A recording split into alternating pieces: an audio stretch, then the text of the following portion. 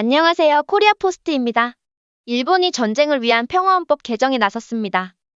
이미 일본은 1950년부터 군대와 비슷한 경찰 예비대와 해상 경비대 등을 만들었습니다. 1954년에는 자위대로 이름을 바꾸었습니다. 자위대는 자신을 지키기 위한 부대라는 뜻입니다. 일본은 군대를 가질 수 없지만 자위대는 최첨단 무기를 가지고 있는 군대입니다. 또한 엄청난 돈을 군사비로 쓰면서 자위대를 더욱 키우고 있습니다.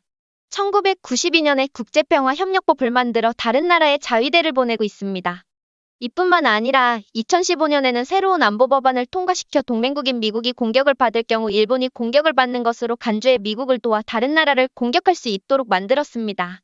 기시다 후미오 일본 총리는 시행 75년이 된 현행 헌법에는 시대에 어울리지 않는 부분, 부족한 부분이 있다고 밝혔습니다.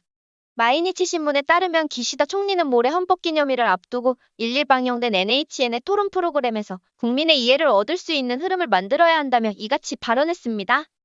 현행 일본 헌법은 1947년 5월 3일 시행돼 75주년을 맞이하지만 제정 후 한 번도 개정되지 않았습니다.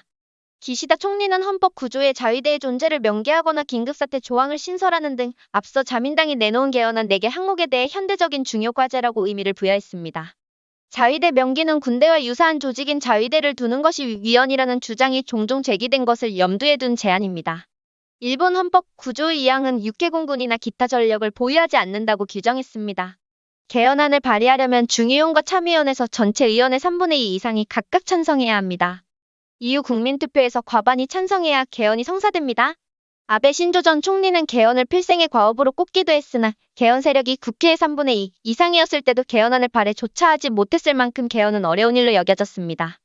하지만 최근 러시아의 우크라이나 침공으로 국제정세가 급변하고 안보에 대한 불안감이 커진 가운데 자민당을 중심으로 한 일본 정치권은 개헌 논의에 의욕을 보이고 있습니다.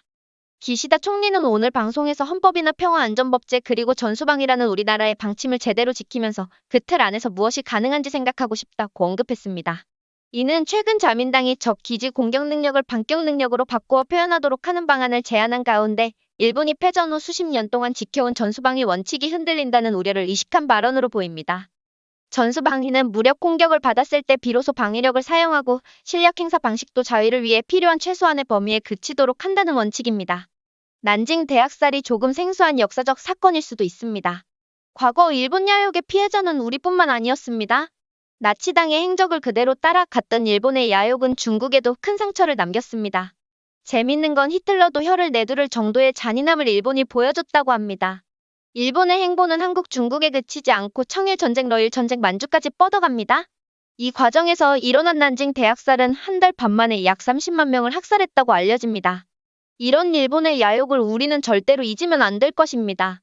일본이 평화헌법을 변경하여 전쟁이 가능한 나라가 되는 한 우리나라에게 보장된 평화는 그만큼 멀어질 것입니다. 이상 코리아포스트였습니다.